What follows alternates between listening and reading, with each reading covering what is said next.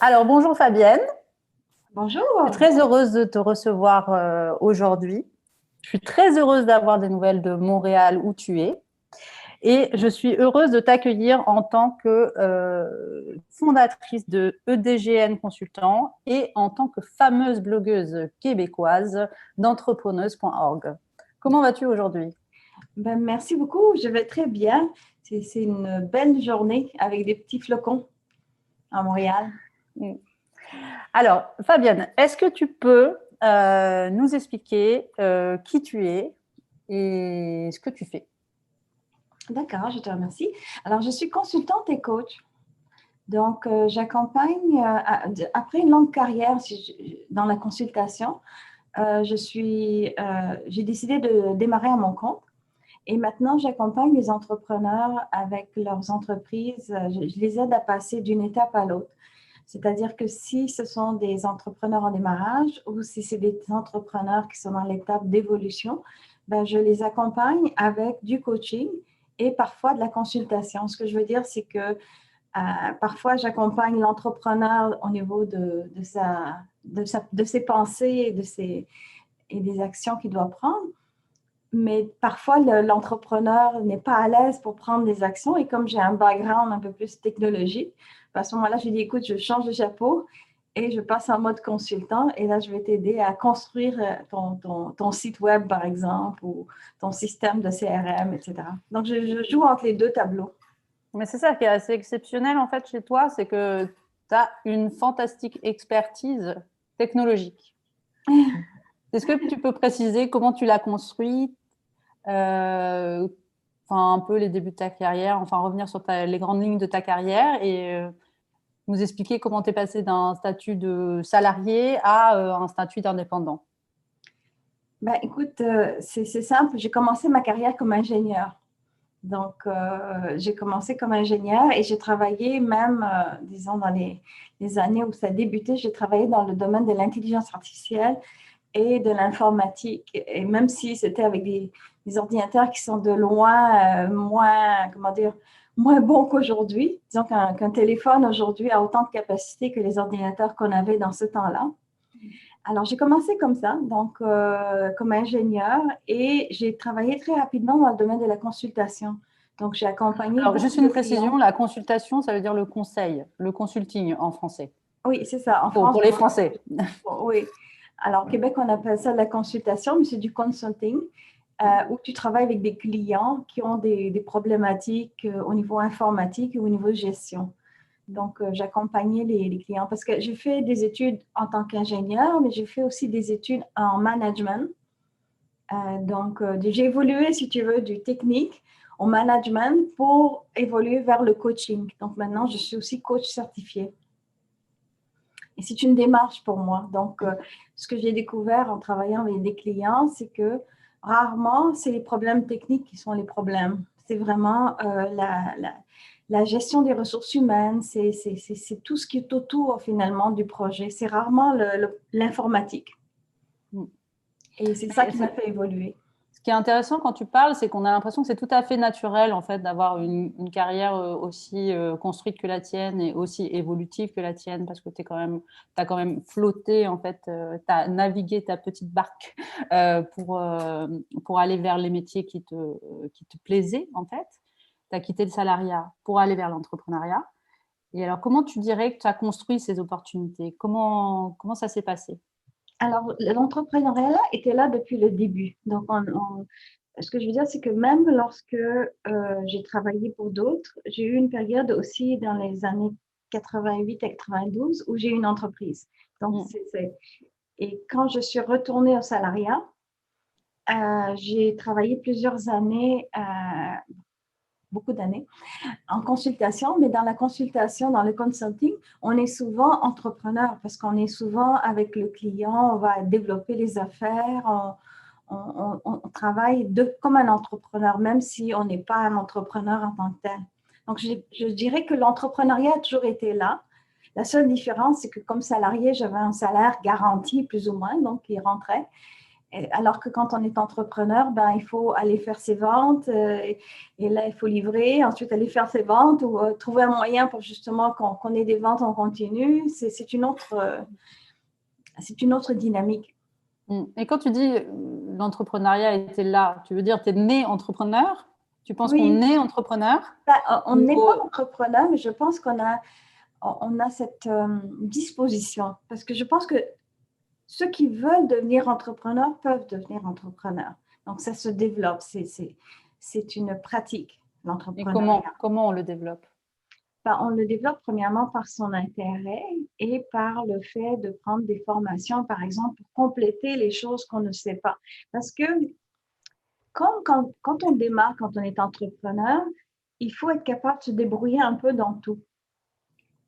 On ne peut pas se spécialiser uniquement, par exemple, à faire de la gestion de projet. On ne peut pas se spécialiser uniquement. Il faut être capable de gérer du personnel, il faut être capable de faire de la comptabilité, il faut être capable de créer, il faut être capable de tout faire, de vendre.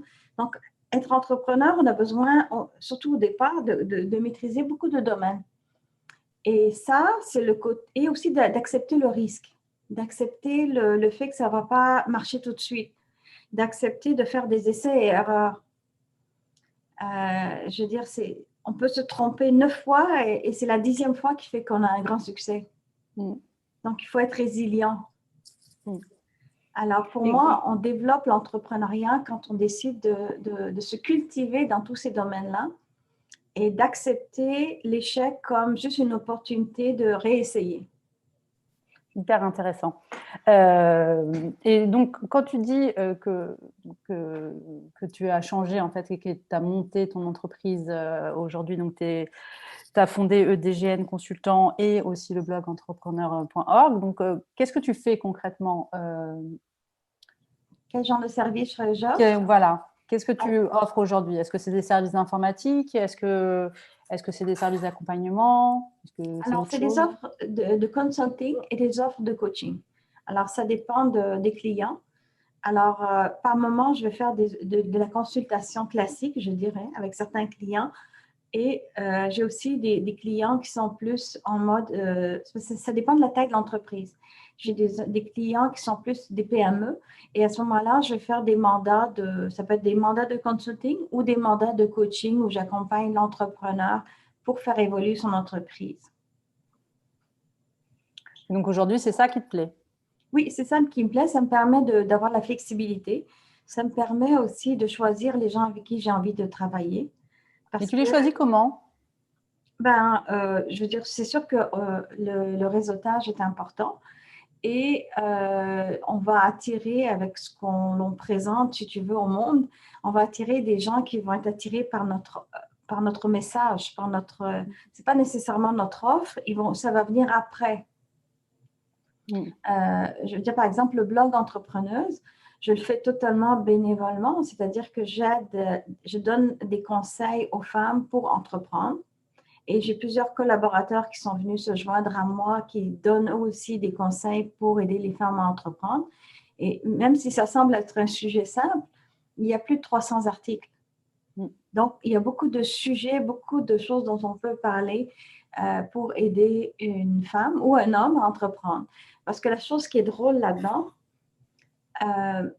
c'est que j'ai découvert, évidemment, en analysant les statistiques de lecture, que la moitié de mes lecteurs, ce sont des hommes. Ah bon? Ben oui. C'est comme les statistiques du L. Vous avez le L à Montréal, il est très lu par les hommes aussi. Il n'est pas Oui, acheté, mais il est lu. c'est ça, c'est drôle parce que justement, et il y a des gens qui me l'ont avoué carrément. J'étais à un moment donné dans un réseautage, si tu veux, entre entrepreneurs. Et il y a un monsieur qui arrive gêné comme ça, il vient me voir. Il dit, Madame, vous savez que je vous lis. Il était gêné de dire qu'il me lisait. Donc, il lisait mon blog. Mais l'entrepreneuriat, de toute façon, c'est pas genré. Non, C'est pas mais genré.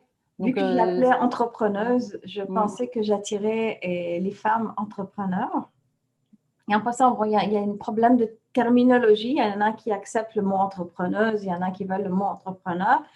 Pour moi, dans le dictionnaire, c'est écrit entrepreneuse, donc c'est celui que j'utilise. mais ce n'est pas tout le monde qui voit ça de la même façon. Mais ça fait peut-être partie des choses que nous, les femmes, il faut qu'on passe par-dessus. Il faut qu'on arrête de s'inquiéter des mots. Il faut faire. Et alors, pendant cette année 2020, il s'est passé quelque chose d'assez intéressant pour toi. Est-ce que tu veux bien nous raconter? Oui, bien sûr. Alors, en fait, j'ai terminé un contrat de consultation qui me prenait beaucoup d'énergie au mois de mars et j'ai décidé d'aller en voyage voir ma mère au Liban. Et je devais y passer 2 semaines et ensuite aller à Paris pour passer une semaine en formation avec un groupe de femmes. Et finalement, la COVID a tout changé. Je n'ai pas été malade, mais ça a fait que tous les aéroports ont fermé. Donc, je me suis retrouvée que je ne pouvais pas sortir du Liban. Et j'ai dû rester là 2 mois. Et étant là, je me suis dit, qu'est-ce que je peux faire? J'avais accès à un Wi-Fi. Qu'est-ce que je peux faire pour justement continuer, aider et avoir du plaisir? Et c'est là que j'ai démarré un groupe mastermind de femmes qui s'appelle le Mini Mastermind. Et surprenamment, je n'étais pas seule qui avait envie de parler, qui avait envie d'échanger. Et ce n'est pas étonnant en fait, parce que les entrepreneurs, femmes ou hommes, on est seuls. On n'a pas dans notre famille généralement des gens qui nous comprennent. Il n'y a pas généralement des entrepreneurs autour de nous. Et dans une période plus difficile, c'est encore plus difficile. On se sent encore plus isolé. On ne peut pas aller prendre un verre avec les gens. On peut pas, je veux dire, on se sent complètement isolé. Alors, le mini mastermind a été assez populaire. J'ai eu, je veux dire, des groupes assez populaires et je veux dire populaires dans le sens où j'ai eu jusqu'à 30 personnes par moment de gens qui étaient internationaux. Il y a des gens de la France, de l'Italie, du Québec. Donc, c'était vraiment intéressant comme groupe et tous des femmes et des hommes entrepreneurs. Donc, des gens qui avaient un objectif. Et l'objectif du groupe, c'était simplement de s'écouter, de parler de ses défis, de ses succès et d'être bienveillants les uns envers les autres. Et ce qui en est sorti, c'était vraiment extraordinaire, c'est-à-dire énormément d'aide qui s'est donnée, énormément de conseils, de coaching qui s'est donné à l'intérieur du groupe. C'est la magie de ton activité, en fait. C'est de vraiment réussir à créer des synergies entre des personnes qui ne se connaissent pas, mais qui ont tout un point commun qu'est l'entrepreneuriat. Et tu as l'art de les sélectionner. De sélectionner les personnes pour les mettre ensemble et que ça soit bien complémentaire et source de synergie. Exactement. Donc, ce que j'ai choisi, c'est des gens bienveillants qui étaient dans mon réseau. Donc, tu as eu un nouveau bébé en 2020 avec le Mini Mastermind. Et pour 2021, qu'est-ce que tu as en réserve? Quels sont tes projets? Alors, j'ai bien aimé aller dans cette direction-là. Donc, je veux de plus en plus aller dans cette direction-là, c'est-à-dire de mettre en place des programmes et de garder bien sûr le Mini Mastermind, mais de mettre en place des programmes où je peux accompagner de façon un peu plus structurée les entrepreneurs parce que je découvre qu'il y a beaucoup de choses qui sont communes entre des difficultés qu'ils ont. Et des fois, c'est des difficultés techniques, mais c'est rarement des difficultés techniques. La plupart du temps, c'est relié à le syndrome de l'imposteur, par exemple. C'est relié à la confiance en soi. Les gens je connais ces sujets. Et les gens, par exemple, incluant moi, sont terrorisés par la vidéo. Oui. Mais c'est l'image. Et l'image, donc le vouloir plaire. Je dirais que les femmes, on a plus conscience de notre apparence, on a moins de confiance alors qu'on sait que les hommes, par exemple, on va prendre pour un poste. Un homme, s'il connaît 50%, il va appliquer sur le poste. Tandis qu'une femme, il faut qu'elle comprenne 95% pour appliquer sur le poste. Donc, il faut qu'on prenne un peu plus confiance en nous, il faut qu'on prenne un peu plus de risques. Donc, une belle année 2021 qui se profile. Et moi, je voulais te demander quelques conseils aux personnes qui nous écoutent ou qui nous regardent et qui n'osent pas se lancer. Donc, on a compris que chez toi, l'entrepreneuriat, c'était plus ou moins naturel, c'est dans tes veines. Mais tu as accompagné beaucoup d'entrepreneurs, beaucoup de personnes. Donc, qu'est-ce que tu as à leur conseiller? Et qu'est-ce que tu leur dirais, en fait? Je te dirais que le premier conseil, c'est de prendre action. parce que, je veux dire, à force d'analyser, on est paralysé. Donc, les gens, il faut pas se dire ça va être parfait. Prendre action. Les premiers articles que j'ai publiés dans Entrepreneuse n'étaient pas si formidables que ça.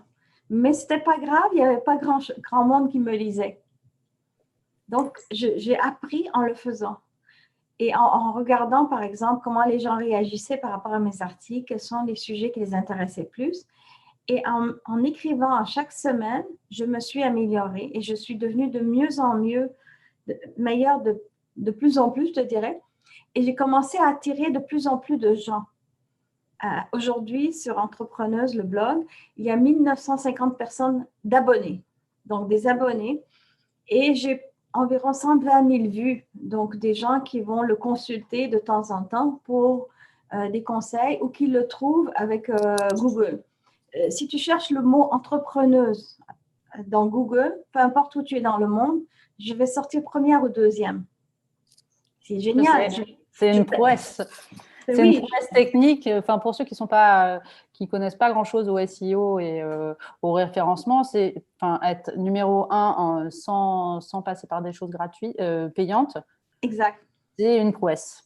C'est une prouesse en termes de contenu et c'est une prouesse technique. Donc, félicitations à toi, Fabienne. Je te remercie, mais j'ai tout appris ça, là. Je veux dire, j'ai appris le SEO, j'ai pris des cours, j'ai pris des formations. J'ai été chercher ce que j'avais besoin de savoir pour m'améliorer et je suis tout le temps en train d'apprendre.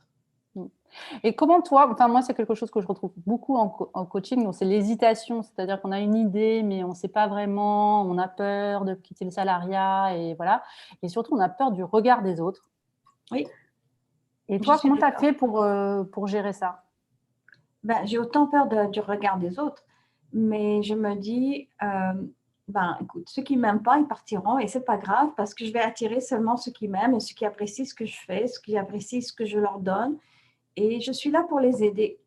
Alors, ceux qui apprécient le fait que je suis en train de honnêtement vouloir les aider, parce que tous les articles qui sont écrits, si tu prends n'importe quel article et tu vas voir, si c'est ce que tu cherches comme connaissance, il va t'aider. Tous les articles sont faits pour aider. Je travaille fort au niveau de ma tête, là, pour te donner un peu une idée. C'est-à-dire, je lis des choses très complexes, je comprends des choses très complexes, et ensuite, je les simplifie. J'écris un article extrêmement simple qui fait 1, 2, 3, 4, 5. Et non, mais c'est vrai que tu arrives, c'est incroyable ta capacité à simplifier les choses et à rendre tout excellemment accessible. Oui, c'est ça. C'est ma force. C'est ma force de simplifier les choses. Alors, je profite du fait que j'ai une grande capacité à comprendre des choses complexes et à les simplifier, à les rendre tout à fait mangeables, comme on dit. C'est comme je prends l'éléphant, je le mets en petites bouchées. Non, mais c'est ton côté ingénieur, en fait, cette capacité à intégrer beaucoup d'informations et en plus, après, à les segmenter et à les organiser de façon à ce que ce soit compréhensible. Donc, tu as à la fois le côté ingénieur sur le côté technique et tu as également le côté hyper pédagogue que ça, tu as construit au fur et à mesure des années. Exactement. Donc, j'ai dû sortir de mon côté ingénieur. J'ai dû utiliser le côté ingénieur pour apprendre facilement, mais sortir de mon côté ingénieur parce qu'il fallait que je vulgarise. Il fallait que je le rende simple, facile à comprendre pour tout le monde. Donc, vraiment, J'ai déjà testé avec une secrétaire, pour te dire. J'ai testé des fois, j'ai créé par exemple un site ou un software et j'ai demandé à une secrétaire de l'utiliser pour voir comment elle l'utilisait, voir les erreurs qu'elle faisait et si elle comprenait. Eh bien, bon, et on va terminer l'interview par si tu as une devise ou un conseil ou une phrase que tu aimes bien répéter ou quelque chose qui pourrait aider les personnes qui hésitent aujourd'hui. Moi, je dirais il faut prendre action, mais je ne vais pas utiliser ce terme-là. Ce que je veux dire, moi, ma devise, c'est de faire que chacun de nous, on a en nous une mission, un projet, quelque chose qui nous habite, quelque chose qui nous passionne, quelque chose qu'on voudrait faire et qu'on craint de faire. Et moi, je dis à ces personnes-là, essayez, prenez action. je veux dire, c'est Wayne Gretzky qui disait, Wayne Gretzky, c'est un joueur de hockey qui était extrêmement bon. Il disait, vous manquez tous les coups tous les essais que vous ne faites pas. C'est-à-dire, si vous n'essayez pas de tirer au but, vous n'avez aucune chance. Vous avez 100% d'échecs. Donc, c'est ça que je dis aux gens, c'est prenez une chance. Peut-être que 9 chances sur 10, ça ne va pas marcher, mais il y en a peut-être une qui va marcher. Et peut-être là, vous allez être dans votre zone de brillance, dans ce que vous aimez. Vous allez pouvoir réaliser quelque chose, créer quelque chose et être fier de cela. Bon, on va terminer sur ces très belles paroles. Merci beaucoup, Fabienne, pour ton temps, ta générosité, la simplicité. Et pour tous ceux ou celles qui sont intéressés, il y a le blog entrepreneuse avec un s.org et où il y a énormément de conseils et tout est très simple et parfaitement intelligible. Donc, n'hésitez pas à vous rendre sur ce site que vous trouverez facilement. Voilà. Merci beaucoup, Sandrine. À bientôt. À bientôt.